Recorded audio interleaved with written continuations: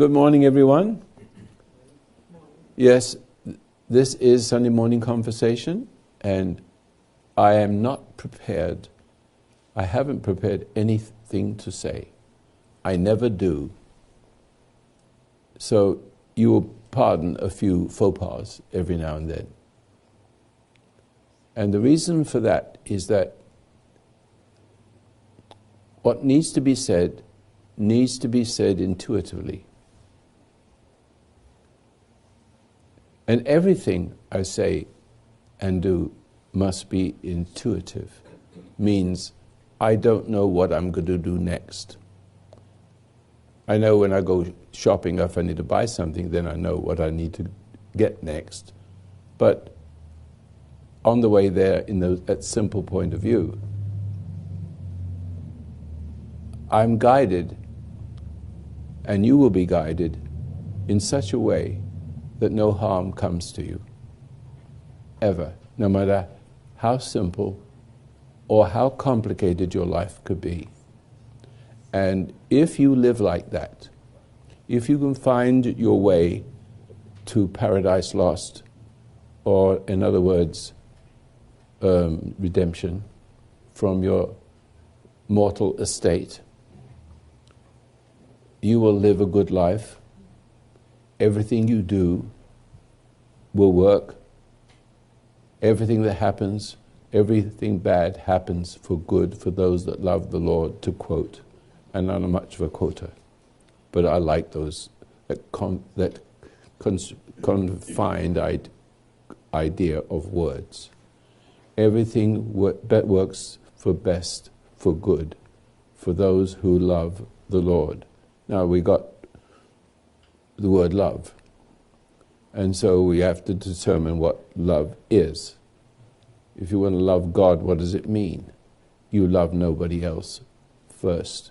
Seek first the kingdom of God, and all other things shall be added to you. So, but what do you do in your mortal state? The one you inherited, which makes you innocent in a sense. The only thing that makes you guilty is your excuses. The excuse is your problem, not sin. But the excuse of Adam, just to go right back to the beginning and then we'll come back to the present, is worse than the sin. Or, yes, for him. But you have never sinned. Something in you has sinned, has acted through you, as if it was you. And hardly any of you understand that, no matter how many times you come here. But when you understand that, you will stop struggling to be free. Because when you struggle to be free, you become enslaved to your struggle. Because you're trying to save yourself.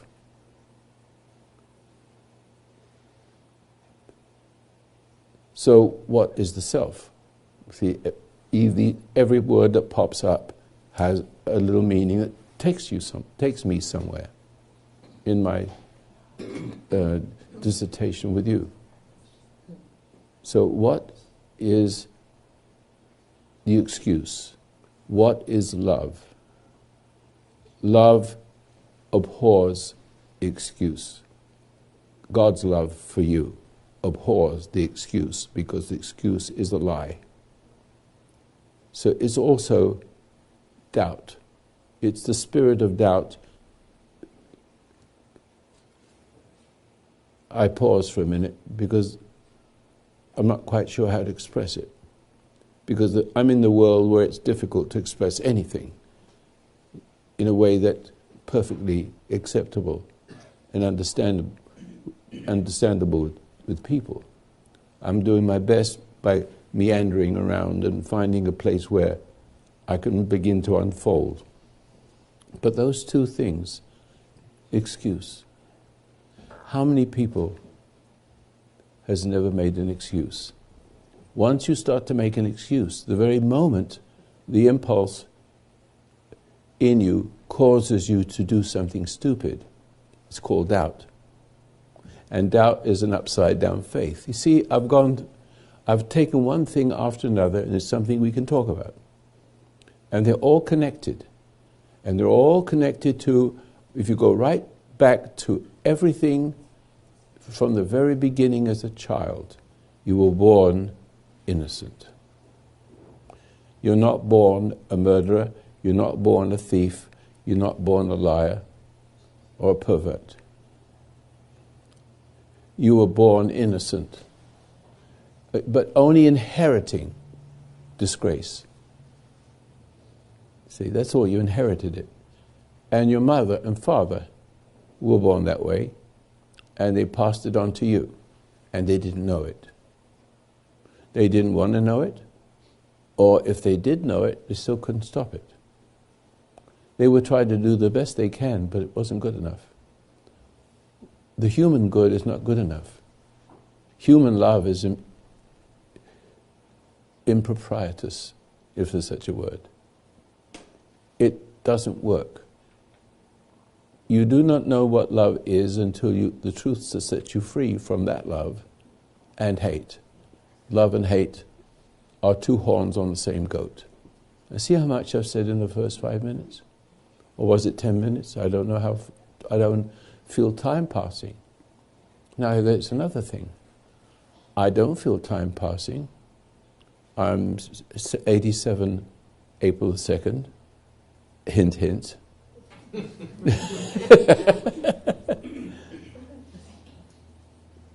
And I still don't feel like time is passing. I don't know what time is. What's the time? You've got to stop me because it's always now. But there's two kinds of now, see. There's now, you shouldn't do it, that kind of thing. But there's two kinds of present. The dog has a present, in present. No, did I say in present? No, in the present. It lives in the present. Present. Yeah. But there's a difference between the present for the animal and the presence of a man. I'm aware. I've lost the trend of thought just a little bit, so I just come back to it. Let me say it again. There's the present and the presence. I need to emphasize that. His presence, if you know what I mean. So his presence extends through your monkey brain. Excuse the way I said that. It's just a monkey brain. It's just a machine, a miraculous machine. An ant has a brain. It has an instinct in that brain and it obeys. But you can't corrupt an ant. You can't corrupt a lion. You can make it miserable and it dies and you don't give it the wrong food. But there's no guilt to these creatures. They don't have a presence. Only human beings have a presence, meaning in the present. And that's intuitive. And the tiniest little irritation will take it away. And you will be referred or fall or continue to fall with each irritation. Whoops, irritation. You can't afford it. So let me say about that now. I've said a lot of things in a kind of an order. But the one thing you need to learn or discover, learn is a bad word. You can't learn what I just said. It's not learnable. It's learnable in the sense that you kind of think you know what it is. And usually when you're irritable, you think that's normal. But what you have done is fall into the nature, the stimulus of a beast, an animal that only lives in the present. Of course animals live in the present, and time passes, but they don't know they exist. The average person, believe it or not, even good Americans who understand the Constitution and good Jewish people who have an affinity for God, but not faith. And good Christians who act Christian-like, still are not Christians. They're not Christian enough. Because Christianity transcends Judaism. Means you don't need verses and chapters. You need verses and chapters until you don't need them. See? Because you need to be informed. But then you got the word informed. Because you're formed from within. See? I really say you can go home now. But we probably have some nice questions. So, having said all that, is there anyone would like to ask me about any one of those words? Like I don't know what time it is. I mean, I know what time it is because somebody gave me a Rolex 30 years ago and I've been wearing it ever since, and it stays new and I'm getting old. You see, I got pictures of me with this watch on and I'm looking in the mirror and it passes time pretty good. It's not conscious, but time passes it and it measures time, so to speak. I have no sense of time. I've only got timing. See the difference? And what gives me timing is Him who saved me from time. That's simple. Now, how can we make your life simple? Jesus says, of myself, I can do nothing. That's nothing. Of myself. Yeah, you can do things, but you screw everything up, including yourself and your family, and it goes on from family to family to family. And Jesus we're coming to Easter soon. And I'm thinking having a seminar, but I haven't made up my mind yet. Because it's not much of a, doesn't give you much time to, if you're listening to this broadcast. It's a week late. When you're watching me on the broadcast in your now, which is next week, it will be at least a week past already. I can tell you the future when Netanyahu comes, but then it would be too late. But let me say it, all hell's going to break loose, if you know what I'm talking about. I mean, he's going to become the de facto president. Having said that you don't have to be too smart to see that. So then you can say, I see, but then you have eyes. And Jesus said to the Pharisees, you see, but you can't perceive, right? And you hear, and you don't understand. The average person hears and thinks he understands. But it's only because he thinks. Some of you are thinking while I'm talking to you, so you can't hear what I'm saying, but you can hear it. But it doesn't penetrate into knowing. But not knowing it intellectually, but knowing how to live the moment. So your monkey brain has a different teacher, authority. And that authority is evident when you're under duress or stress. The average person functions by stress. In other words, it's the default, de facto, energy force. You have to get upset to function. You have to get upset as a cheap drug. Being upset is a cheap drug. You don't look like you're drugged when you're upset. To me, I can see it. I can see a person who smokes a cigarette and seems very calm. He's only smoking a cigarette so he can stay calm. So he doesn't have to see or feel his inadequacy, the insecurity, because he's running on the energy of an animal. And therefore he's becoming dehumanized as I'm watching him. Everything you do dehumanizes you if you are irritable. And if you just want to reduce everything to pure simplicity, to make it simple, all the things I've said, basically, If you can come to the phase where you are no longer irritated by anything. Now that's not something you cannot give yourself. Jesus says, of myself I could do nothing. Not he could do that. So his expressions, his words, his thoughts come through his Father. So every time he spoke, his Father was speaking through him. But it will feel like to him that he was speaking. But he knows that he's not. But it feels natural. If you ever have a conversation with people, you wonder, how is it so people can right? They're sitting at lunch talking to each other, and their mouths are opening and closing and stuff is coming out. And everybody's laughing and everybody getting crying or whatever it is that has an effect on people. See, on each other. You entertain each other. You castigate each other. Almost said castrate each other. The devil made me almost say that. But the point is,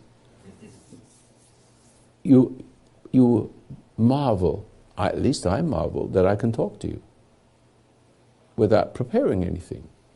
I haven't prepared to say what I just said, but I'm listening to it, so my mouth teaches my ears. My mouth, what's coming out, is my teacher. It's put something together that I haven't quite said before. I've said these things before, but not quite this way. And every time it's different, I get a deeper insight to the same thing. Because it's always the same thing, it's always the same one thing, if you call it a thing, because it's one who becomes a thing, and a speech, a emotion, if you like. That means to emote. Is that correct? Emote is to extend energy, in this case. So I have an energy field. I know a lot of you can sense it around me. Some people, well, they've stopped saying it, but they see a halo, a sort of halo in the background. Some people can see that. But it's not to glorify myself. It's like that. And some people see the energy around your head, but feel the rest of it as an environment stronger than the environment itself. The environment to the average person is the motive force, the motivational aspect. You can't do anything until you get upset or excited. And the upset and excitement are two horns on the same goat. You get upset, you feel miserable. When you feel miserable and guilty, you want to get rid of the guilt, so you have excitement to distract you. But one of the excitements is not drugs or alcohol, it's worse. One of those excitements is called judgment. So every irritation you have is called judgment. And judgment is mine, saith the Lord. I shall recompense, right? So you've got to be careful about planning harm or being angry and feeling revengeful towards people and cogitating it on all the time and thinking of what you should. You know how it works in your head. Really, you should be able to stand back from it, but you, the real you, stands back from the wrong you. Because I haven't mentioned it in the last 20 minutes or so, but you do have another you. No matter how tiny, it can be a little tiny you that just squeezes out something in your head, like a little kid. And this is what the story I always tell, because it's so simple. A little kid sees money on the grandfather's night table, and something says, an impulse, but it isn't words, an impulse to take it as if to say, you know, you can buy your little airplane if you want to. Your dad won't miss it. And Dad comes in and says, did you take that money off? It's only 10 cents or 15, 20 cents, you see. And that voice says, But he won't notice it. But maybe he does. Even as God knew ahead of time what Adam would do. And of course, there's another subject, we won't go there. The point is, that's an inherited quality.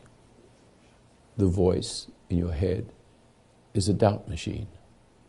It tends to make you think right is wrong. And even in the simplest moment of a little child, maybe a little bit rebellious now, because he's inherited the identity of his mother. See, the sins of the fathers, if I remember one of the commandments, not perfectly, it goes to the third and fourth generation for those who keep my commandments. And the third or fourth generation, you find a person. That's the percentage of a child being born and holding fast to his intuition that he was given, even though he gets confounded and confused sometimes. I had the good fortune of being like Moses.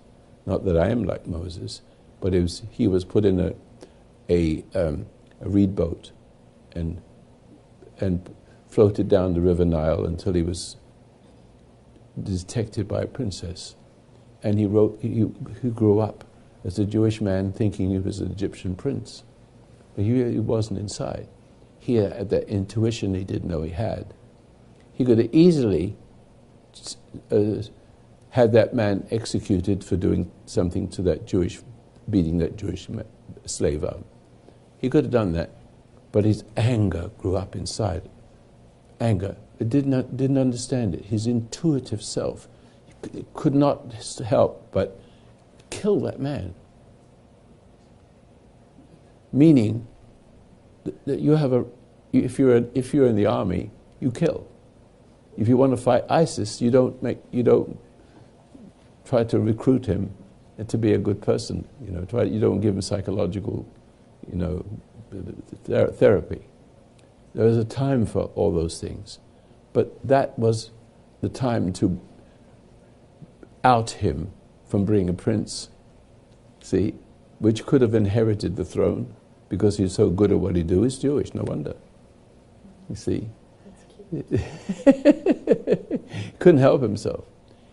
Actually, he did the right thing. He did what it was that thing that got him thrown out of being a prince and wandered in the desert until he fell exhausted next to a well, near a well. And you know the rest of the story. Most of you do. See? But that's intuitiveness. That is a perfect example. It's time for you now. You've got all your skills. Now I take it all away because it's getting in my way. God takes away what gets, He takes away I can't find that word, what I'm looking for, but what gets in His way. See? He loves you. And now we come back to the word love. So God loved Moses because he listened to the impulse. And even the impulse was violent. See, he could have done it differently. But he didn't have arrogance. You cannot corrupt. You cannot hurt an arrogant person never inherits the kingdom. And so I use that example as intuitive. Giving into an impulse that was noble in some way. But he could have done it different and stayed a prince, couldn't he? He could have had him executed. He could have done it so many different ways. But that was the moment. And that needed to be done. Like ISIS needs to be done. Exactly. I wouldn't hesitate to do that and eat a ham sandwich afterwards, and I'm Jewish. Basically, actually, I didn't have to change my religion to become Jewish, to become a Christian, because Jesus came, and he's Jewish, so he's my rabbi. I can never wonder why Jewish people don't understand that Jesus was Jewish.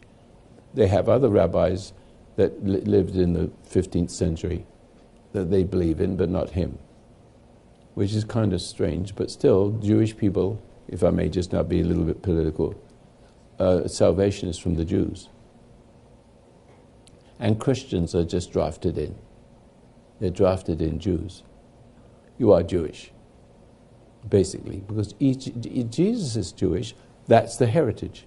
You can be grafted in. I was born that. See? So I understand that, even though I didn't know how I got to understand it. I woke up one morning and says, oh, that's who you are. But it wasn't an exciting moment. It was an aha moment. Wow. Let me tell you a little story. You know how many books I've got? I said to myself, I don't think I could say it correctly, but in a sense, I determined that because of religion being mechanical and dry, and actors on stage, I determined I would help people without verses and chapters. They haven't read much of the Bible. I know about Moses through the movies and things like that, but going to synagogue was boring. And going to church also, my kids would go to, let's say, Dad, could I go to some churches to see what they... Well, of course, go. He says, that's religion. They saw it. See? So he came to save us from religion. Religion is necessary. Good religion. Decent religion. Jewish religion. Christian religion. And, you know, a Muslim is also good, I'm assuming, if the target is to be decent and good. But good as your fallen nature can permit. That's not good enough. Your fallen nature, as good as you want to be, doesn't work for you. We can't be our own good. If you are your own good, you have no intuition. Follow that? Any questions so far? I have something to say, Mr. Masters, that you've answered a very troubling question that I've struggled with for quite some time. And I've asked you in the past, how is it that the Jewish people are always in a quandary of condemnation with other people? And I had the idea that they have rejected Jesus as their Messiah. But let me continue a little bit more. When you said that we've been drafted in, being a what do you call these? Well, salvation is from the Jews. That's what the Scripture says. Yes, sir. And yet they don't believe in Jesus. But I've been thinking about it backwards. Yes. That it isn't so much that just because I've accepted Jesus, I didn't consider myself as part of the Jewish family, even though I've always recognized myself as being Judeo-Christian. Yes. And I never thought about it that way, that it's being brought over to Jesus as being a Jew and not me being outside of that. Do you know what I'm trying to understand? Yeah. But what's the problem with it? Is it a problem? No, not anymore. Because now I understand more deeper in that I'm part of that family. That's I right. reckon You're grafted in. Yes, sir. I'm not grafted in. I've inherited it. Yes, sir. See? But I'm not Jewish. But I can be a part of that in spirit and family, right? That's right. That's right. So let me put it this way. Every person who is intuitive, I mean, who's discovered the living from the inward presence. I'm not the only person that's discovered that. And I'm also the person that's written many books, and I was saying something just a little bit, and I'll come back to it, and you can carry on. When I first started writing books, I made sure that I wasn't going to put religious language in there. Now, I was quite sure that it wasn't such a big determination like, I'm not going to do that, or that verse and chapter stuff. It's not like that. It's just that I think I could reach people better if I didn't use landmines with words. Because every religion has its own words. And so when you hear a person talk about God from another religion, or talk about whatever is true from another religion, it's a landmine. Because you're not taught to think that way. So your idea may be the same, but you will actually disagree or hate. Or if you are a rebel, you will hate those religious words, and you're the very person I want to help. But the religious words gets in the way because of your religious family pushing it down your throat, or the culture is sort of fixated inside you. That's not a very good word. It is you've inherited the culture, and that culture can be good, but never good enough, because if you look at America, I came to America where the culture was really good, except in the South, if you know what I mean, and so that corrected itself with a good leader, and so the black problem went away. In a manner of speaking, it did, not all the way, if you know what I mean. But America is the beautiful place in the world, in a sense that it has the Ten Commandments as your constitution in a non-religious form. It's the same thing. Thou shalt not kill. It has all those laws of the heart as the Ten Commandments. And the Ten Commandments actually goes into 662, 632 different other sub-commandments. And it still doesn't work perfectly because with the chosen race, they had no salvation yet. The nation needs, this nation needs to run on intuition. And how many times I've said, don't send your children to public school. Be careful of the religious schools, all indoctrination. What happened to me and what happened to my children is I was not pressured to do anything. I was allowed to come to my own conclusion about things from the inception of my birthright. That was very helpful. I didn't know I was different. I was always carefree. And the carefreeness led me to look at the German, Hitler Germany, and see what was going on. And when I got to be cognizant of it, I noticed I went to a vaudeville. It was not risque, but I had $1, and it's what it cost for an afternoon matinee, and saw this hypnotist working, immediately connected it to what was going on with Hitler, how he was able to, with his words, his skills, verbal skills, and wickedness, convert a whole nation of those who obey him and those who are afraid of those who now act out his wickedness to them that try to speak up. America is becoming the same way. It's called political correctness. And so that is shut you down. That's a hypnotic state. Political correctness is only for people. Political correctness is another form of not being able to speak up because you don't want to hurt people's feelings. But you don't want to hurt people's feelings because you don't know how to deal with those feelings if you hurt them. And what hurts people the most, as a person who's an appeaser, is the anger of another person, and the need of love from the very person who's a bully, that has made you silent and punish you for speaking up and rewarding you for being what he wants you to be. And so therefore there's a part of you that doesn't understand all of that. You just tend to be too appeasing.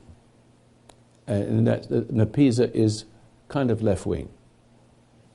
Appeaser, kind of left of center, but not communist, not Marxist. You just called a liberal.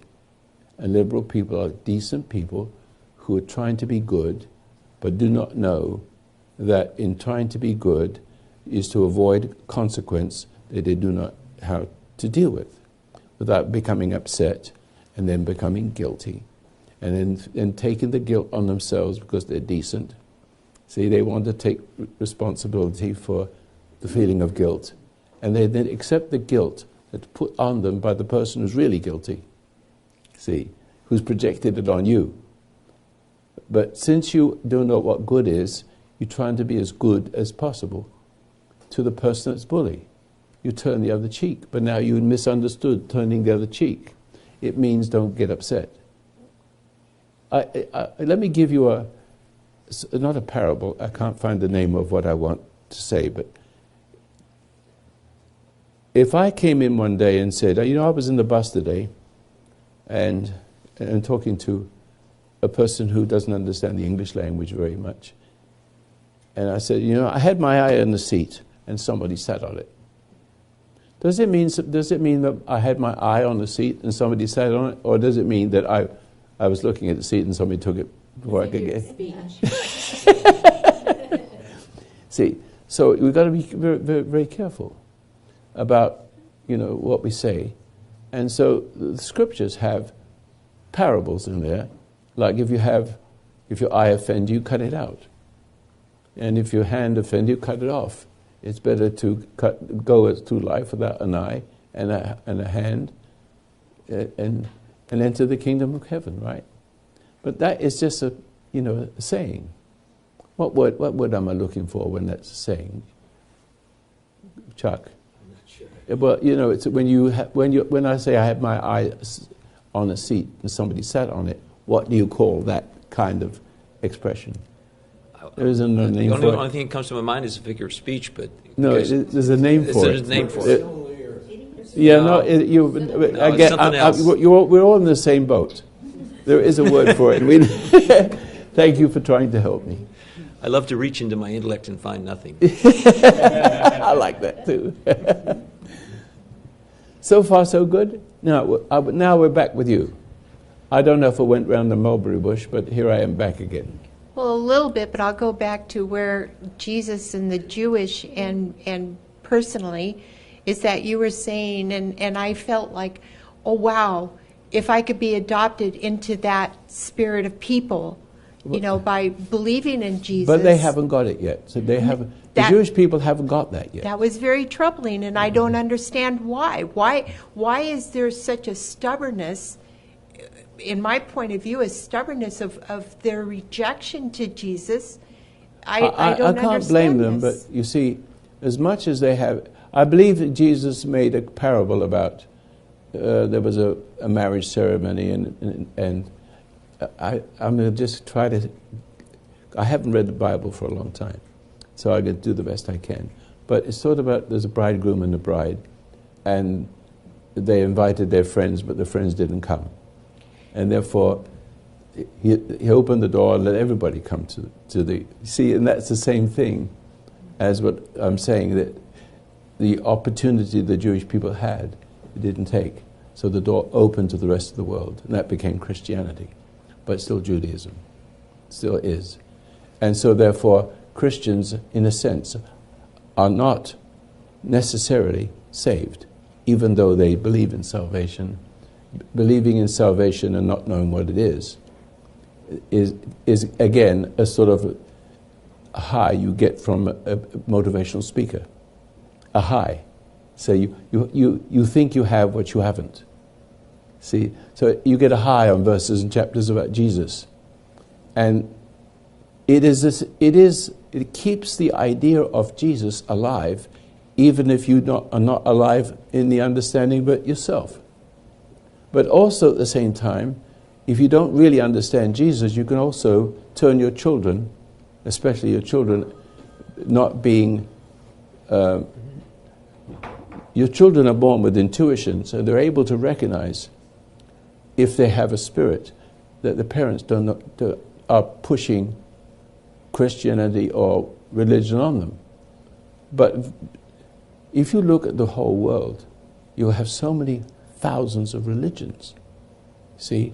Many. Yeah, and everyone, and many of them, big percentage, huge percentage, says we have a God. But if you look at some religions, God's the devil. Is that correct? Yes. He is the kind of God. He's in charge of your life. And you get rewarded if you flow with him. And that is what's in us all, to some degree. We're born into the world, but we're not of the world in a sense. We are born into it, and if we're born into it, we are, that very moment, we are innocent. There's no such thing as a baby who wants to commit murder. There's no such thing as there's children that want to commit murder and kill their sisters because mother loves the sister better than them. And the mother is mean to the other child for being jealous, and then becomes even more impatient with the child who's now a problem and loves the other child. Therefore, you hear that children can actually kill their own sisters and brothers, right? See, but they weren't born that way. It's parents looking for love from one child and not getting it, rejecting it, looking and giving and loving the other child, and the other child is an appeaser and grows up an appeaser. And if there were no appeasers, there'd be no bullies. There'd be no wars. Appeasers create war. And Obama has made us appeaser. He's actually forced appeasement on us. But we're stupid enough to have elected him in the first place because we had deteriorated, just like the Jewish people. We have deteriorated. We have lost our way. We've lost our virtues. And we are having sex in, like dogs, putting it, copulating in an alley. That is about what the level of, and then we're smoking pot and drinking and forgetting because we have a bounteous economy. As bad as it is, it's still bounteous. There's still money for everybody, even people on welfare. You do better than people who are working. And they have money to spare.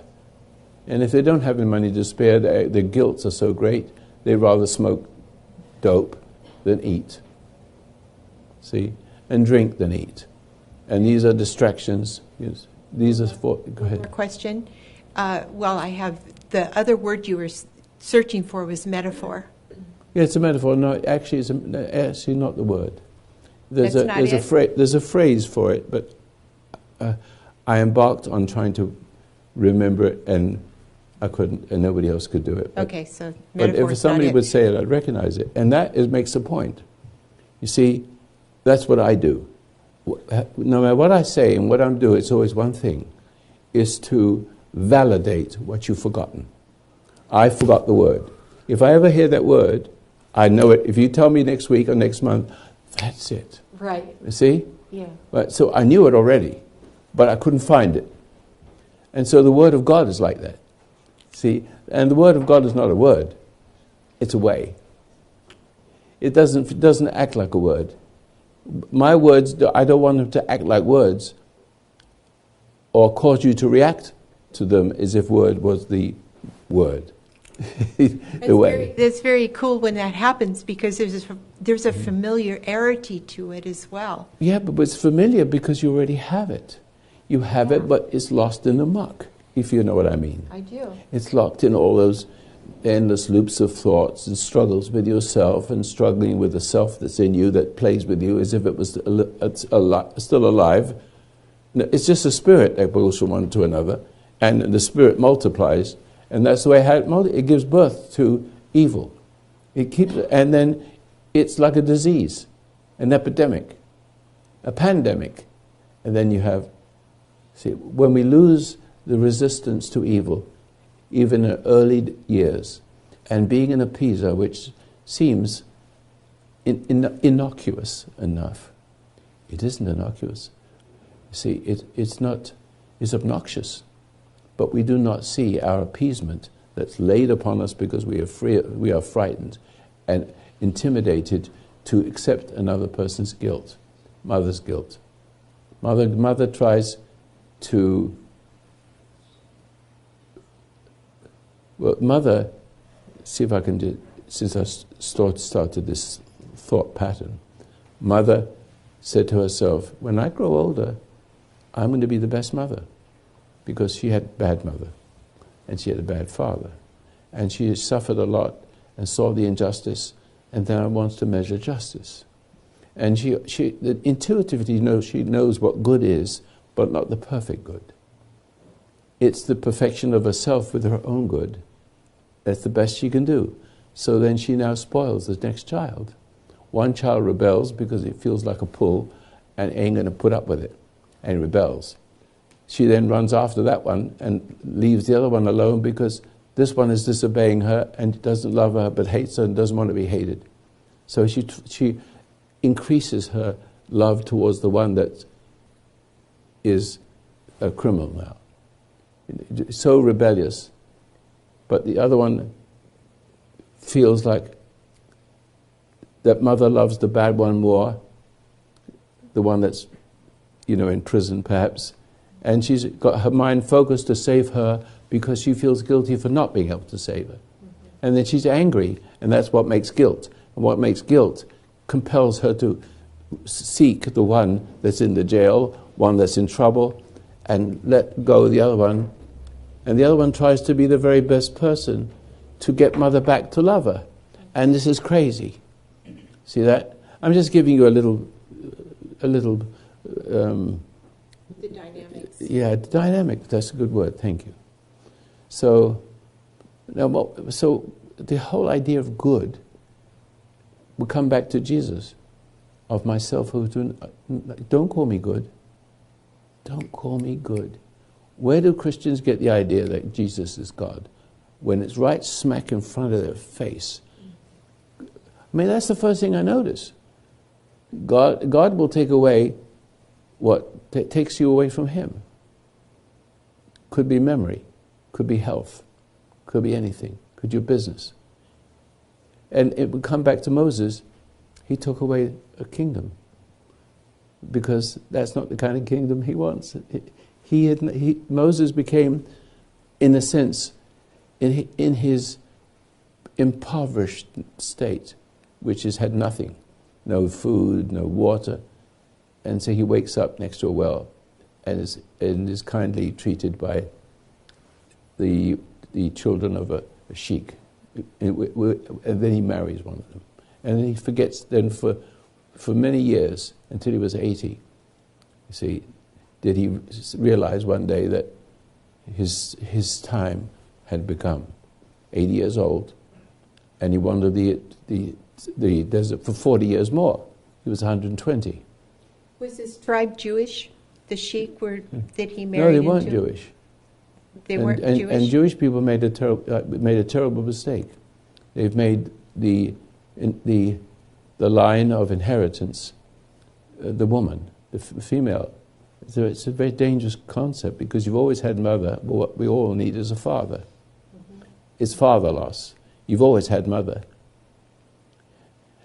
And mother's not good enough because mother needs a father too. And she never had one, so therefore the sin of Adam, the sin that she enticed Adam, but she didn't do it, but she was spoken through. Do you understand? Adam should have said no, put the fruit down. Right. Men should do the same thing. God hath said, put the fruit down. Whatever it is improprietous, a woman does. Because there's a tendency for her to be kind of clever and, advantage-taking. Wanting the power, thinking she's smarter than the man, sort of thing. And men, so the problem of America, the problem of the whole human race. My son, we had a conversation last night, and he brings back to me he spent 2 hours explaining certain things to me. It was very interesting listening to. I listened to him because he's a man of the world and really understands a lot of things. I mean, it's startling. Which one of them I'm not going to tell you. They all have their gifts, and this is a special gift to understand politics in a way, and know how to fight a good fight with that. And he's beginning to be well known for that sort of thing. So I listened for 2 hours, and he brings to my attention.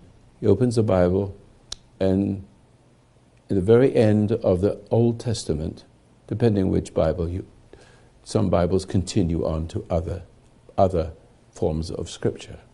But generally speaking, the one I'm speaking about, the average one, King James Version, that says like this, the very last passage, and I shall send to you a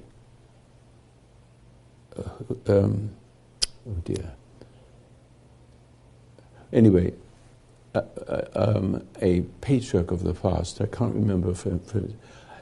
And so I will send to you a person, and if you look at the Bible, at the very last paragraph, it will tell you, and it will come back to me. If somebody can understand one of the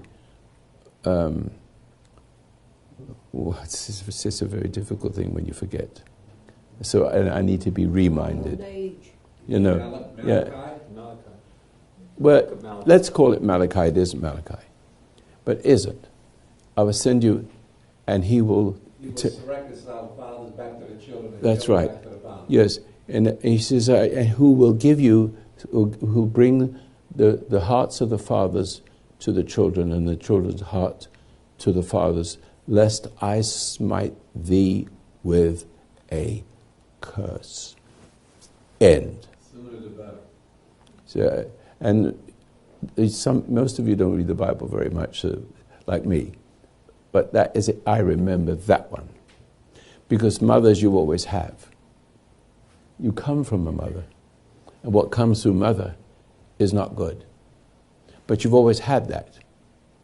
The trouble is what mother gives birth to is a child that's subject to mother. Meaning a male. A female child, it's whatever was called paradise lost slips into the female because they are identical. But the minute a male child is born, the presence of the mother corrupts because she's willful. And it's the willful of paradise lost that passes through all the women. And the minute a male child is born, you may not see it, but he is corrupted by her presence, even by drinking her milk. It's like passing the food. The male child is a different construct from the female. And he has a special role to play. But what he inherits from the mother is violating from the day he's born. From the minute he comes from the womb and suckles from her mother's breast, he is violated. But the violation isn't evident. It becomes a problem, a real problem, because the father is subject to the woman. And every man has two, the word potentials is not a good word, but two factors. They are appeasers to the system for the sake of pleasure, right? That's the woman. Or abusive to the woman for the sake of her love. It's pleasure. You love pleasure. You love the woman. You love what gives you pleasure. So when you smoke and when you drink, when you take drugs, it is a reinforcement of what you were born with. See, the violation, reinforcement of the violation, because you didn't have a father. So why had to be born? Because no man can save himself from the woman. He can save the man from a woman by violence, or by being the best he can be. But the best he can be is impatience, but still the right thing, and puts her in a place, but puts her in a place of suppression or rebellion. See, so you could hardly have a really perfect family. I don't have a perfect family because I made a few mistakes in my life, not many. I was able to quickly see what they were. They're like that. I committed them, saw it, had it thought in my head, seen it, gone. And left me with a very clear view of the whole human race struggling with their various cultures. And one culture turning against another culture, because those who are powerful to the animal man, those who don't live in the presence but live in the present, are subject to the voice of the dark side of the force in the worst kind of people. For which reason you see, as America starts to fall apart, in the last 50 years I've seen it. I've warned everyone about it since I can ever remember. I write about it. I put religious language in there. I didn't know I was putting it in there.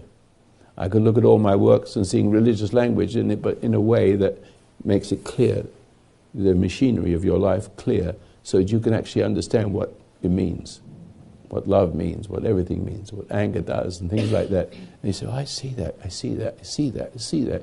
But nobody ever talks to you. It's just Jesus this and Moses that, right? It's authority. So, but Moses didn't, Abraham, Isaac, and Jacob didn't have any rabbi. Moses didn't have a rabbi. See? They didn't have anybody to teach them. They knew. They become authorities because their intuition was huge, and it outshouted the power of the powerful, and therefore persecution. Now you're coming back to your Jewish thing here. Jewish people, God says to Abram, it was Abraham, he says, you know, he says he will bring the Jewish people back. God speaks to Abraham and says that someday, you know, that the Jewish people, that salvation shall be from the Jews. And if you look now, and they will find their own country again. This is just make it simple, because I don't want to tell the whole story. I don't know the whole story. But that is enough for me. The Jewish people, think of Indians getting back their country. Never going to happen. Think of a Jewish people wandering the world, and God says, many years you will have a home life. You will have a home. You will be returned to your home, the homeland that I prepared for you. And it happened. And you see the ability to tell the future is intuitive, so intuitive that you can actually predict thousands of years ahead. That's what you got your Bible for. The promise of a Savior. What is a Savior? A Savior that's not born of woman. I mean, not born of a man's seed. Because the male seed is a seed of failing, violation. It's violation. So it's a matter of genetics and sin. So the tendency is for men to be hungry for the love of a woman. Because there's something missing, he doesn't know what it is missing. So even in the most perfect family, the problem is there. The women carry the spore of misery and suffering. They carry it. I can see women in this room understanding what I'm saying. They just wish they could find a man that loves the hell out of her, rather than embracing the hell in her, which men do. They call it love, and they make music and romance out of it. Correct? But all that is now acceptable.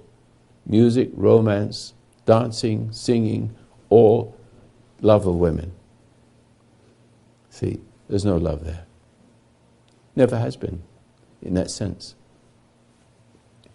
When a man suffers at the hands of a woman that will always have the better of him, even as he's in a shower, having the best. You remember the story of the woman that just cut that man's throat and shot him? Do you hear that? Do you hear that story? Jody Arias. Jody, you have got to remember, that's right. But I can tell you that she's not a murderer.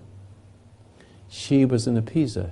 She couldn't help but look for love from a man and appease him to give him all he needs, and makes him hungrier and hungrier and hungrier and hungrier, and impose himself on her. And after a while, she can't do it voluntarily. She gets angry. When she gets angry, she feels guilty. When she feels guilty, the only thing she knows how to do is appease him again. When he appeases him again, it emboldens him to do more. And so she's creating a monster. And it's such a monster that it becomes powerful. And that's what ISIS have women for, to make them powerful. See, no, she was actually a captured woman, not because of a religion of any kind, but as an example of how ISIS works. Because with that woman looking for love, giving herself to the man, only emboldened the worst in him, inherited from his mother. See that? From the lack of his father. See? We are suffering from father loss. My experience is I had a very good father, but he wasn't good in the sense that we think of as good. He was there, and he died at 42. So he died when I was young, 12. But I was a carefree kid, and the reason for it is because my house had a shield over it. And although I have very little memory of even talking with him, maybe walking down the street and saying, "Dad, can you take oxygen? Can you take water and turn it oxygen, hydrogen? Could you run the car with that?" He said, "Yes, you can." I remember the discussions. "Dad, what's the meaning of life?" He says, "You have to find it yourself." That's about it. But I don't remember him. I don't remember him being mean, cruel. The house, my mother was kind of insecure, but sweet. Okay, but it was the father influence in the house. I did not know I actually had freedom. I had freedom to think. I didn't know that was that. I was different. Pardon me. I didn't know it. I didn't understand it. I was just carefree. It takes a long way it takes me to be an older person to see the privilege of that, and the fact that others don't have it. And he wasn't terribly religious. He smoked 4 packs a day and he died. So he must have had some problem, smoking. But I never seen him smoke. I just know he did. And I don't remember, it's too far back. But I'm told he smoked. I've never seen him, but I know he did. So he had a problem. He wasn't perfect, but he had something about him that gave me freedom. I had a very simple mother who wasn't mean, and she was dutiful, which was very nice. She was a very sweet woman. She was. She was dutiful and simple. Okay, so that was my house. And my brother didn't turn out that way, by the way. He became jealous of me because my mother, when my father died, turned to me immediately as the head of the home, 12 years old. So therefore, in his idea, his mind, he thought my mother loved me more than him. See? And he went to psychiatrists and stuff like that, and he had trouble with me, jealousy, and made up stories. Years and years and years I'd never seen. He tried to tempt me too, by Yeah. telling me that Roy was his mother's son. Well, in a sense, Always said that to me. yeah, but it was the fact that she was intuitive, not knowing, to look to the man. And I say to you, if you have a child and your husband dies, and the child is the man-child is 3 or 4 years old, be aware that that 4-year-old boy will have more brains in his intuition in your whole lifetime of head knowledge. That boy has it, but that boy is usually continued to be violated by the wife, by the mother. But in this case, my father dies. I'm in a good environment. He protects me not with words. I don't have any words. I may have had conversations, I don't remember. I just remember him, in the beginning of the war. I forget how old I was then. The very beginning, in the depression, more so in the depression, of him being there and inventing things. And I see pictures of him shooting a gun, an air rifle, and doing something with it. And then the war came, and he was expert in lots of things. He could speak 11 languages. He could build anything, and so he was having all this equipment around because he was in the communication as a volunteer in the military. He was 40, 42 at that time, and being surrounded by electronic stuff. Well, not electronic, because it wasn't the electronics in those days, transformers and things like that. For me, messing with those things and doing something with them that you'd learn, you may learn in college. I would make things from those bits and pieces lying around. It's all intuitive, and so when he passed away, my mother made me. She turned to me, as she should, and that is what brought the man out of me. That was correct. That was proper. Just your 3-year-old son may not be correct, and you'll be able to see that, but you've got to give him a chance to speak to you as a woman, and God will speak to that child. You see that? And you'll have your man, you'll have your Jesus operating through him. That rarely happens. So I'm just saying that to understand, because every man born of woman does the same thing. And it's cultural.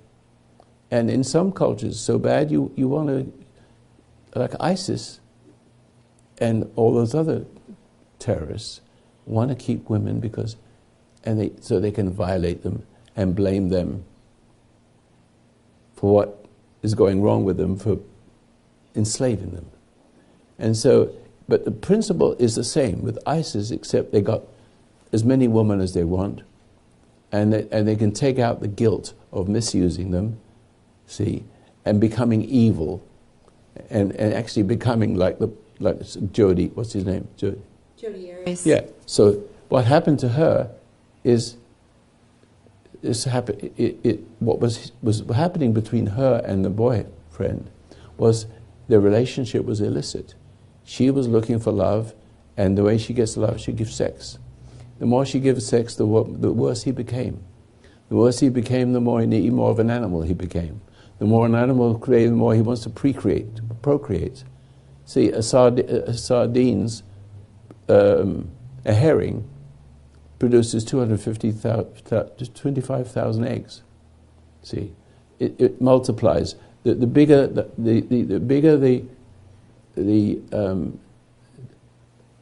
greater the chance of death, mortality rate. I'm just going off the hill just a bit. A rhinoceros has sex once every 2 or 3 years. You don't want to have having sex to reproduce rhinos. You see, they just know intuitively, instinctively, and do things natural. Human beings, because of sin, can actually be unnatural and go down and down and down and become more and more natural, the man in his way and the woman in her way. In this case, she couldn't help herself anymore. She was a slave of love. She would think that the guilt that was imposed upon her. She is basically a decent woman, not knowing what love is, and finds a man that loves her, but is lusting her. And she doesn't understand. And she's now serving the person that's lusting after her. And then after a while, she doesn't want to anymore, but she can't stop. She can't stop because she needs his approval. And as she needs his approval, he has to allow him to violate her. And to the point where she could not do anything but plan and scheme to get away. She's no one to talk to. No one would understand this. A terrible hate rose up inside her. Terrible. And she wanted, the only thing she could do is kill.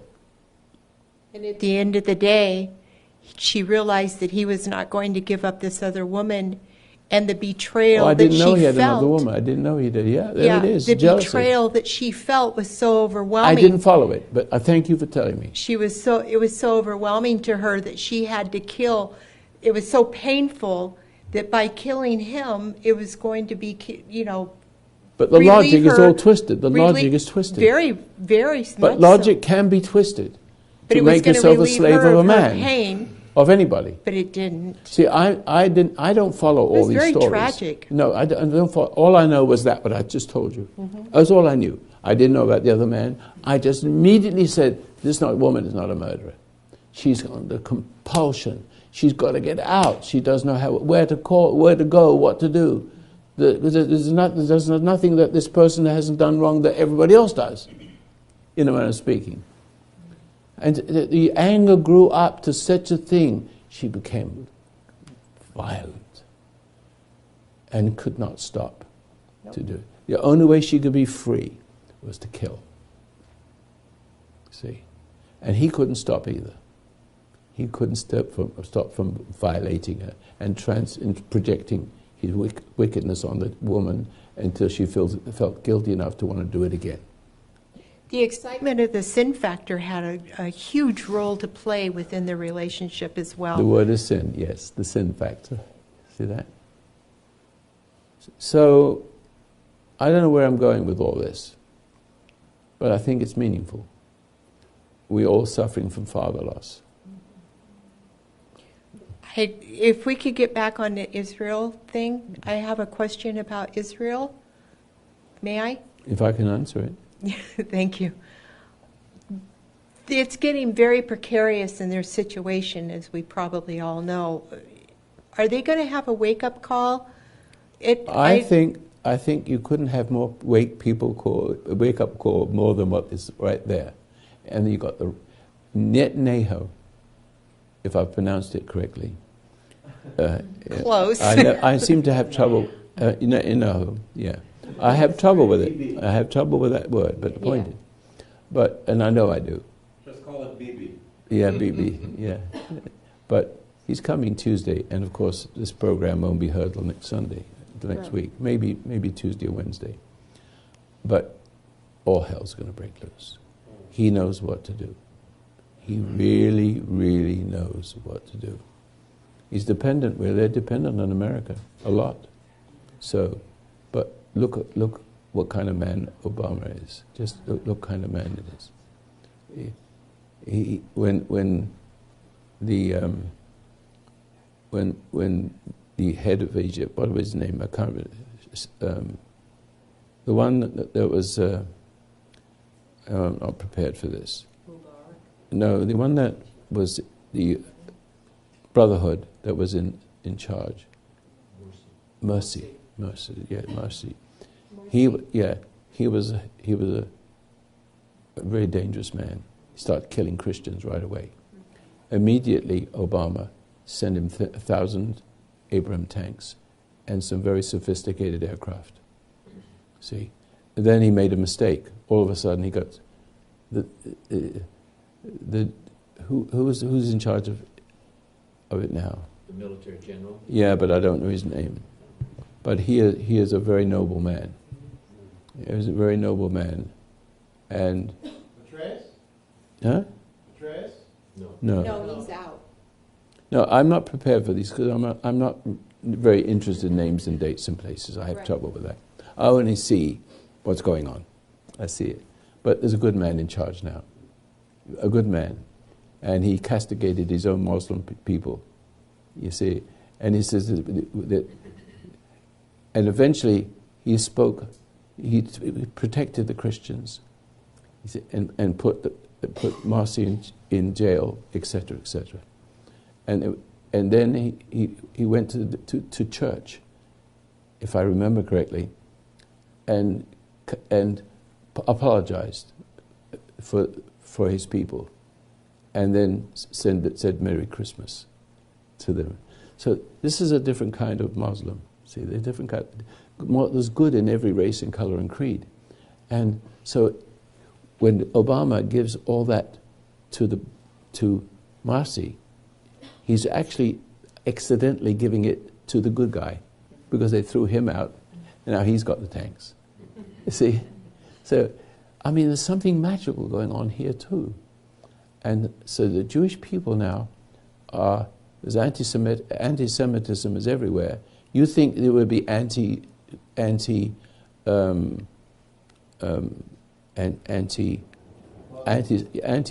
or anti-ISIS. But it seems that ISIS has succeeded in making many people hate the Jewish people, blame the Jewish people for all the transgressions of everybody, of those ISIS people, and he's called the Jewish people, all the people in Europe, he says, come back to Israel. That's how bad it is over there now.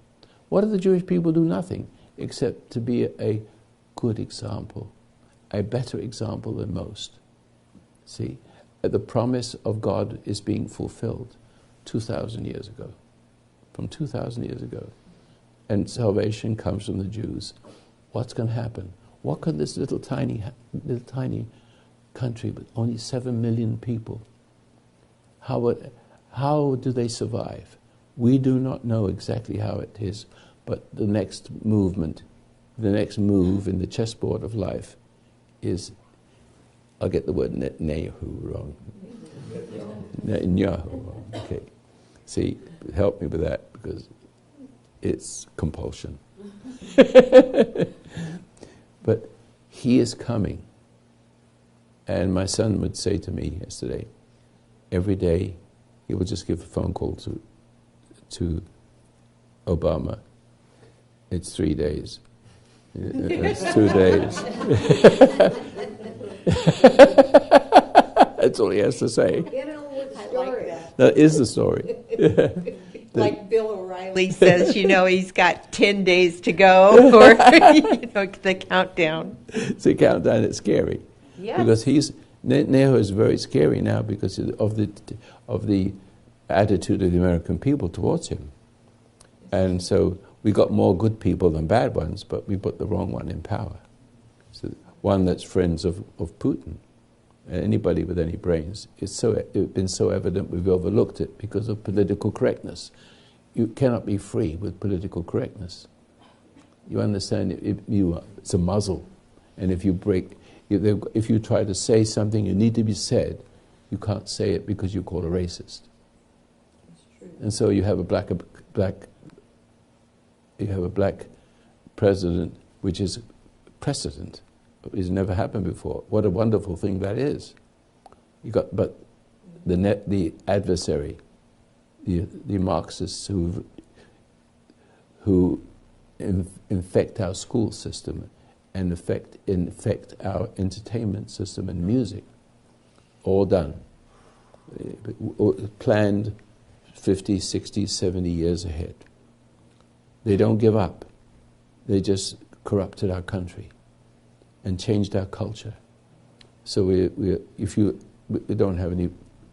It's 70 to 80% households are divorced. See, So, and the children are lost. Now we come back. We need to bring the fathers' hearts to the children, and the children's hearts to the fathers, lest I smite thee with a curse. You ladies need to understand not to be so easy to take. Not to look for love using the power of sex to get your man. Otherwise, all hell breaks loose. If he falls, so when a man falls in love, he falls from or further from what love is all about. It's all over. It's only a matter of time.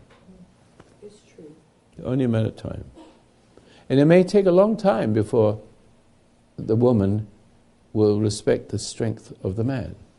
But in doing so, the strength of the man, in an appropriate way of dealing with her, brings her slowly but surely, if possible, and it usually is possible, is more likely possible than getting angry.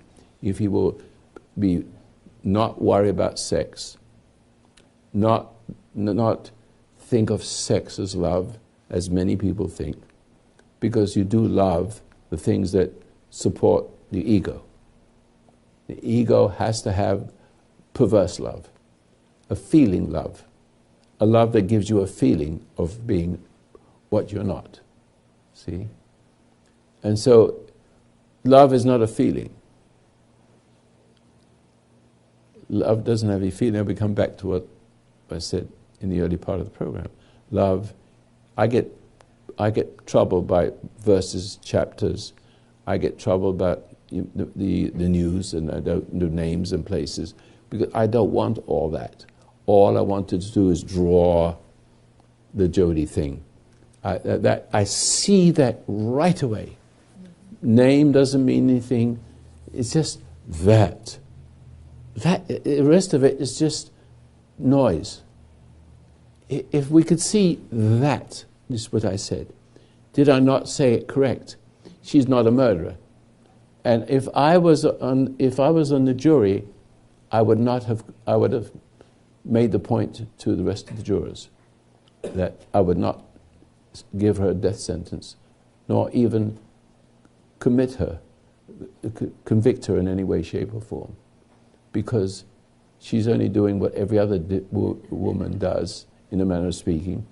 And very often the women take advantage and become violent to the men, because the women empower.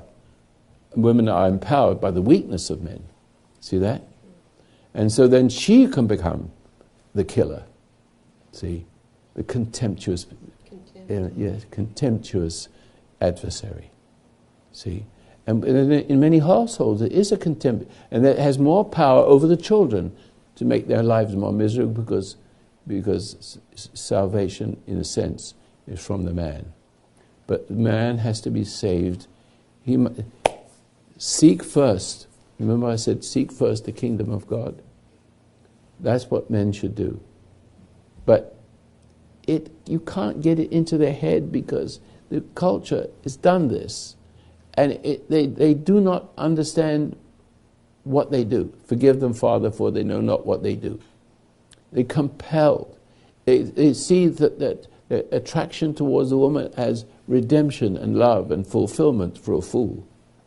It's a fulfillment. F-O-O-L. Fulfillment. See? But we don't know these things. We worship that kind of love. We embrace drug addiction and the drug pushers. We glorify. We subject ourselves to the worst in human nature as a nation, which we've just done. All because we have not found God. All because we never really understood Christianity. So never mind the Jews, the Christians have not found it either. See? It's true. But still, the fact that he existed, and you have a Bible, and you can read about him. But even that doesn't guarantee you salvation. It's the understanding of those words. They're just words. You only have a half an hour. If you take all the all the words of Jesus and put them together as one line, one little booklet, you'd only have a half an hour of speech. But all those things in there have beautiful music that, if you understand what love is, if you understand what you're reading, not knowledge of good, see, and the knowledge of evil are equal to each other. So good people are not so good as they think. They bring about problems themselves, and multiplying those problems, pretty soon the freedom you have becomes slavery. Slavery to drugs, slavery to religion, slavery to your preacher, slavery to your rabbi. See? The rabbi and the preacher, as I try to do, in a manner of speaking, is to validate what you had as a child the day you were born, and to bring you back to that which was and still is in you, in an intuitive sense, to find the words, no matter how halting my expressions might be, no matter how many times they go round and round and come out in different ways, but always trying to say the same thing over and over again of yourself. You can do nothing, but you do. It's not nothing. The less you do, the more he can do through you. The more you stop striving, the more he will strive through you, in a manner of speaking. So it's a matter of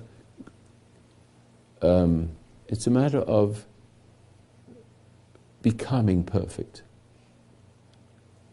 As Jesus says, become perfect. That would be a verb, wouldn't it be? It's a doing thing. So you don't become perfect right away. It's a sort of movement towards it. A movement because of intuition says something's wrong with the world, something's wrong with me, what the meaning of life. There's got to be something like that in you, or else you can't be saved. No, you can't have that put in you. You can't save yourself. You can't, yes, but you can't let other people save you. Your preacher can't save you. The rabbi can't save you. But they become what rabbis and what preachers do. They're just inspirational speakers. They give you a high, make you feel better, makes you feel that God loves you. You go home and you feel better. But you're not better. It's a drug. Hitler was able to drug people into listening to him. It was easy. Evil people have much more power over ordinary people. The devil is very clever. It operates through individuals. And it operates by being too kind as seduction. See? Or cruel. Either way works. And between the two of them, they work well together. See? You're angry and you make a person feel guilty. You make the person feel guilty, they'll go along with you. You're nice to people to be loved, but now you're addicted to the approval of that person. And you don't want to hurt their feelings whenever you see them do something wrong. You won't say anything because your sense of worth is dependent on his kindness towards you, or his fake kindness, the sense of worth he gives you by being your friend. And so these things are never discussed, as I just said. We have conversations about such things, but not as detailed as I just explained to you. But the whole key is to be still and know. In other words, after all is said and done, you see, everything you've ever done only makes everything worse. And collectively, it's even worse, if you pardon the vernacular. See? And then you've got one group of people with a leader fighting another group of people with a leader. Usually the most aggressive one, like in your household, who's the most aggressive one, tends to want to intimidate. He begins to feel important, and his sense of worth is becoming powerful. Like in America, our sense of worth, self-esteem is getting less. and that was emboldening our enemies, and that's what Obama wants to happen. He wants to embolden our enemy and weaken us. And so therefore, he's doing his job. See, he is a friend of the devil, if you may say. And so is Putin. But you see, if you look, you don't have to be too smart to see the kind of things he says. If you'll just give me some more time when I get elected again. See, you don't catch it, and you hear it, don't say anything, you mention it, but you don't stand up against it. You don't point the finger and give it a name, like murderer, thief, pervert. See? If you don't give it a name, you can't advance. You can't do anything. You've got to give it a name. But the trouble is, they give you a name. The bad guys give you a name and make people who are good look bad. And they don't know how to deal with that. They deal with it by appeasing and putting it off what should have been done right away. In my household, it's right away. In my decisions, I don't know what I'm going to do, but I see it right away. I don't care about this outcome. I may lose my business. I may lose whatever I lose. I'll lose it. I can remember the first time I did it. I had something to lose, and I don't know what it was. All I can do is remember a feeling. Something saying, "But you'll lose that if you do that." Can't remember what it is. It's just a vague memory. But it's enough for me. And I said, I don't care. I felt the feeling of loss. Okay? I felt the outcome. The possible outcome. Damn it. I'm going to do it. And then I was free. See? It actually didn't happen. See? So you can make happen what shouldn't happen in that sense. You can make things happen by not doing something. And not doing something thinking that everything will be all right. If you just go along. Yeah. See? Then you become eccentric. You can become sort of eccentric person. Eccentric means you're not centered. See? So everything must be done intuitively. Everything must be done. You know it? The way I can explain it in the simplest terms is when people on the left, angry people, and people on the other side, appeasing people, that's all there is. Each have variations of a bit of both. Sometimes you're a appeaser and sometimes you're a bully. You're strong before the weak, a weak before the strong. You do unto others what was done unto you, so to speak. So you see, what really matters is what is right. How else would you do it? In between these two things, all I see is this. I do it. And then people on the right, the angry ones and the appeasing ones, would say to me, how do you do this? How do you succeed in all these things? How do you prosper this way? What is this about this man or person? They don't see it. All I see is, well, how else can you see it? How else can you do it? I can't see it their way, in a manner of speaking. I do understand their way. And I do understand that right and the left. I'm using that not as political tool. But I see it because I can't help but see it. It's shown to me. I see deep into that person or motives. I see it. And I'm not gathering thoughts about what I will do next because I see it. Whatever happens is I just do it. And I don't know how else you would. And I can't explain it to anybody. I don't know if I've explained it to you today. Explain it today? Can you understand? It's just do it, you see it, you do it. But you could also do the same thing in a wrong way. I see it and I do it because it's really cool. See? See? You don't plan. No plan. I don't know why I'm sitting here, and I don't know how I've come to know all the things I do now. I don't understand why you put on a filthy scarf. With coffee all down the front. There is? But his No. birthday is just around the corner. Yes. Pardon? His birthday is just around But the what corner. she did, she waited me to put the dirty scarf on then so she can comment on this. I just noticed it when you were talking. Yeah, but you should shut up.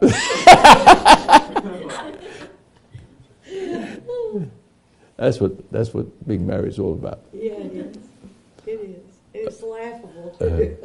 Any other questions? We didn't have many questions, but did you understand what I'm trying to say? Life is simple. Yeah. Life is easy. No, it doesn't mean to say that because you have it, everything is going to be good. Yeah. No, you shine and things can get worse. The world doesn't get better. You actually shine and bring attention to what you're becoming. And therefore, I use an example. I tried surfing. I get on the surfboard and I can't even stand up, and it's just a little tiny wave. I can't stand up on it. And I'm a strong guy. So it's just too much trouble with that. Yeah. But I'm seeing guys go to 50-foot waves. And so we're having fun. So the problems that you bring to yourself is as natural as learning how to deal with something, learn to ride your bicycle, then you can have a motorcycle. It is a progression. So that person who persists in being a surfer eventually is able to ride a wave that would kill everybody else, and with no effort. Once you started to master something, you can actually you can do things like you see a person just balanced on that surfboard, standing on it, riding a wave with perfect balance and having a lot of fun. In a manner of speaking, and not saying that being persecuted is a lot of fun, but it's necessary for you to speak up and share who you are without fear of incrimination or outcome. That's important. To love God means you're going to have to be brighter and brighter and more honest and more brave, noble. I can't find the rest of the words. That's the whole secret. Whole secret of life is do the right thing no matter what it is. Never mind your pleasure, never mind the outcome. Right is right, wrong is wrong. That's all there is to it.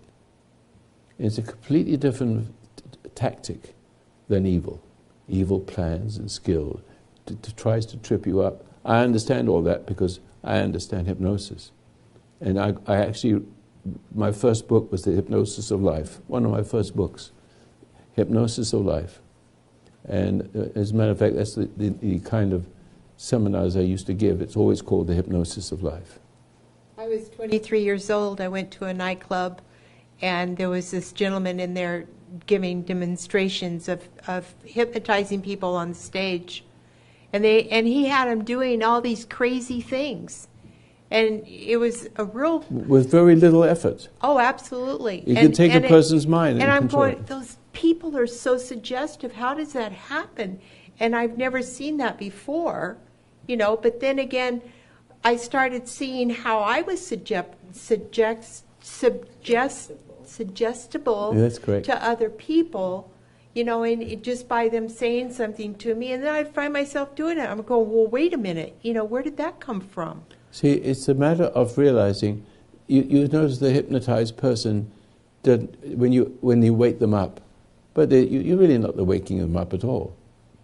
They're still asleep when they look like when they woke. You say wake up, and they act like they woke up, and they're still asleep. They just went off the stage and went to sit down as though nothing happened, but they continue their... Yeah. So life itself is hypnotic, but you don't understand your own behavior. You Right. can't see your own behavior. You think it's you. And because you think it's you, no matter what it is, you defend it. It isn't you. Well, it's been a long road since I was 23 to 65 today. I know. It's been a long You've road. been with me a long time. I have. I've listened to you for a long time. And so it's good. And I've had to pay a price for that, but it's been all worth it.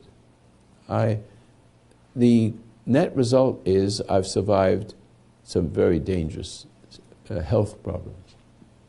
Because had I known then what I know now, I would be stronger, in a sense, physically maybe.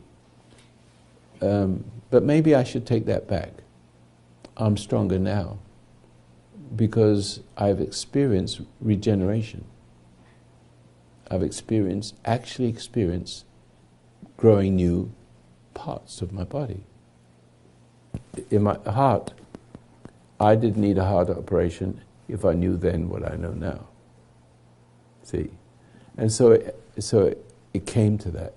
But the diagnosis and the doctors ahead of time on a small thing that I didn't need an operation on went from one thing to another, each time getting worse. Then I'm ready to die when I was about 50.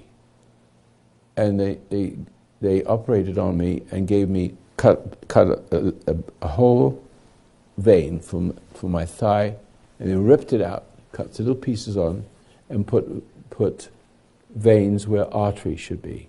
That would not only last a couple of years, I'm gone. But if they give, I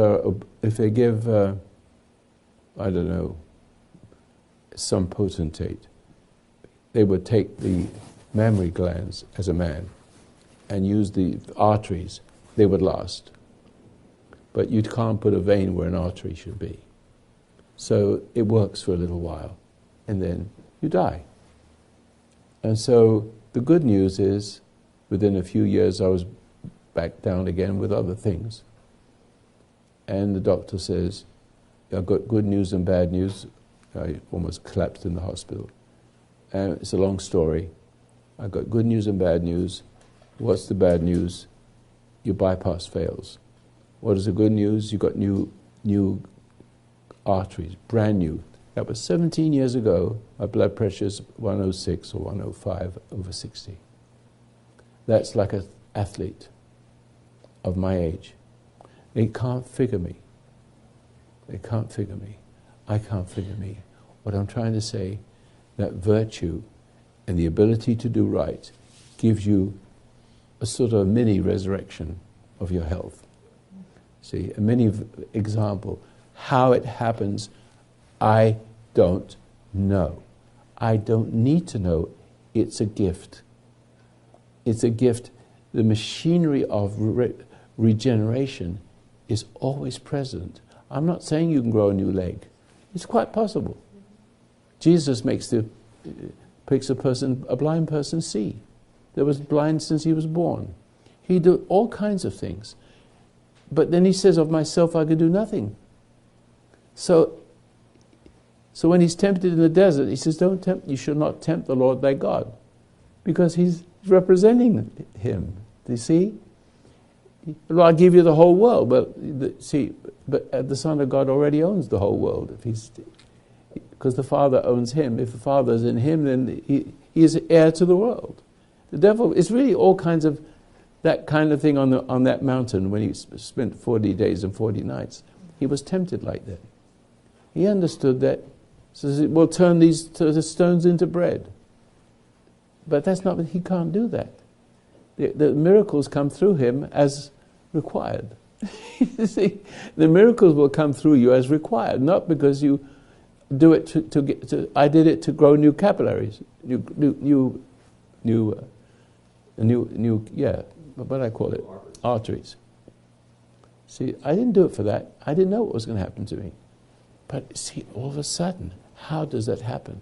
How? How does the heart know to give me new ones?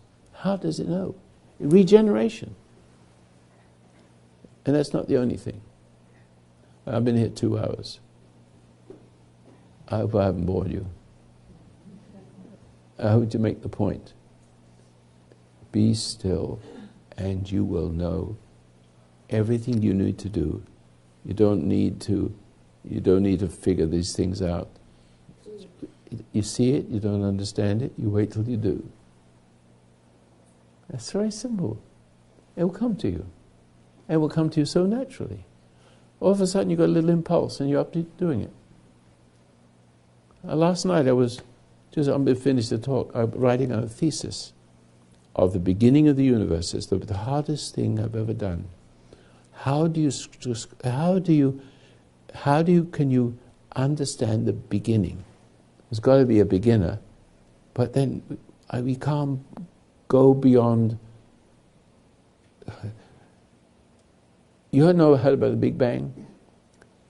Well, it began with something infinitely hot.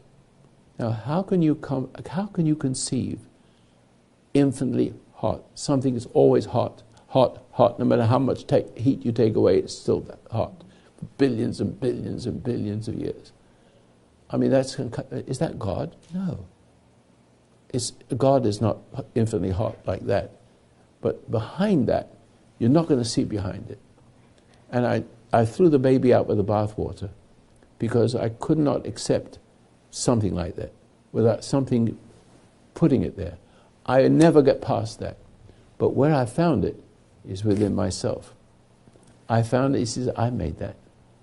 See, it's in me to see, I don't have to look beyond the infinitely hot thing to find God. In physics, you can't do that in a physical sense. Intuitively, he says, you don't really have to worry about that. And he's not putting it, I'm just putting it in words. He said, I made that. I made the blade of grass. See? I can't tell you how I think, see, but that's the best I can do. So now he's showing me how that infinitely hot thing makes a universe. Can a oven, some kind of big oven, what is something that's very, very hot? Anyway, give me something that's very, very hot. The pit of a volcano? Yeah, but it can't build a universe. Heat by itself can't make a universe. It can't. It hasn't got the intelligence. You can't have an oven make something, a hot oven, a fire. You can't. It won't make something all by itself. But it's always fighting the opposite of the cooling, trying to cool it off as well. Oh, you see, you're right on.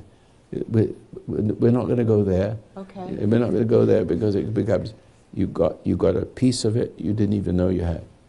Anyway, but the point is, there's no words, there's no language for me to describe that. I have to invent a language. I have to take language in such a way that you can understand what I'm saying. And that is taking me 6 months to write 1 page so far. But I'm on the right track. Actually, I can actually show how something, instead of going a big bang, it becomes a big whoosh and starts to flow. And that's all I can tell you. Because you says it has to flow into something, like a river flowing into an ocean. If you don't have an ocean, if there's no such thing as ocean, there's no such thing as flow. It stops somewhere. See? See? So you got the void. So the void has a value. The ocean is the expanse. It receives the river. Do you understand where I'm going with that? It's simple. I've got a flowing, I've got gravity. That flowing is gravity. It's because of the void you can have gravity. It's because the ocean you can have a river. And when you have a river, you have electromagnetic, you have electric power. What's the name of the machine that makes energy out of the river? Nobody knows that? Hydroelectric plant. Huh? A hydroelectric plant? Hydroelectric, thank you. Yeah. So as long as you have a flowing river, you have a hydroelectric. So I say, You can get energy from the field if you understand the flowing river. That flows from what's hot into the void. And the void is the ocean. And the heat is the river, begins the river flowing. That's gravity. You understand? That's simple. And gravity is forever. And so is the void forever. The void is made validated. The infinitely hot validates the void. Void is an infinite nothing. But infinite nothing is valuable. Do you see that? Infinite cold, infinite nothing is valuable. You've got something to flow into. It's the flowing that's the beginning of the universe. And then I can show you how gravity creates everything else. There's an intelligence behind the heat. It's an intelligent heat. It's an intelligent void. The void has a value. One flows into the other forever. That's all I can say to you, because that's what I do. I've gone past learning how people work. I've written all my books. You don't need to you actually listen to my programs, and you don't even need to read the books. Well, you're not dying yet. No. I refuse. I know. What time is it? 11. Oh, good Lord. I better shut up. I go on for hours. In all my hours of just driving, I've pondered so many things, and I call it the mystery of God, because my carnal mind, my intellect cannot come up with these answers. And I know that by my prodding these really far out things like what you're saying now, you know, I know the only reason or the only place the answers are going to come is if God gifts me with the answers. Correct. It's a gift. Because it raises you above the animal level. But like everybody else goes into forfeits the grace for the pleasures of an animal. In other words, stress is the motivating force of an animal, but it shouldn't be for a human. But in a fallen state, the only way you can function is like an animal, which is in conflict with your human. See? So stress is a value. Whatever stress is, we need to talk about it some other time. Stress is an evil side. Temptation, if you like. It operates through human beings. It's not in nature. Evil is not in nature, but it lives off your nature. It lives off your dying to it. Like animals eat each other. So the spirit of evil tempts you into falling into the world of stress and pressure. So you're actually addicted to pressure. You're addicted to cruelty, to function, because you can't function if you're separated from the grace that is 180 degrees different from stress. It's the counter. It's the counter to stress. Grace blocks, keeps stress and evil from getting inside you. It affects the effector. It affects the tempter. Lead us away from temptation. Lead us away from stress. Temptation is stress. But it's a very unique kind of stress that animals don't have. It's in the world, but you become in the world and not of it. You become then the nature that's gone from generation to generation. And some of those people, those generations, are very powerfully dangerous, wicked people who've chosen to exploit the weakness of your birth wrong. Not your birthright, but your birth wrong. See? Enough already. I got my warning. Thank you for coming. I only got one person to talk to me, but I think I didn't see anybody fidget. I didn't see anybody fidget. That's good. So that's what made me keep talking. If people are going like this,